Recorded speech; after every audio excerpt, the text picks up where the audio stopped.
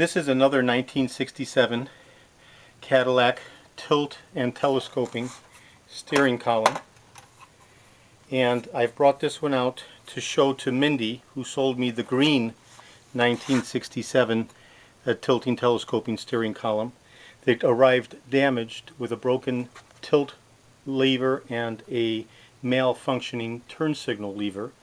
So in this particular instance, this one's clearly different. This is a black one as opposed to the green one that Mindy sold me. And in this black one, you can see that the turn signal switch lever, when lifted and actuated upwardly, stays in place until it's canceled back to neutral. Similarly, when you press down, it stays in place until you bring it back to neutral. This is indicative of a working electrical turn signal switch, which is a plastic dogleg cam system inside the steering column.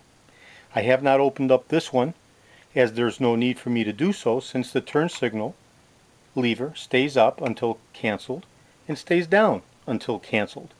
Unlike the unit that Mindy sold me, unlike the green 67 tilt and telescoping steering column that Mindy sold me, whereby the lever is just broken and not canceling nor staying up or down, indicative of a broken electrical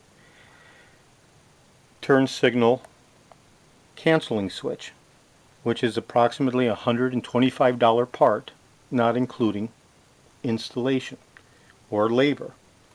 So for that reason, I've now demonstrated in the previous video the malfunctioning green tilt and telescoping steering column and a fully functional black tilt and telescoping steering column, both from 1967, in order to demonstrate that the unit sold to me by Mindy is indeed a damaged unit.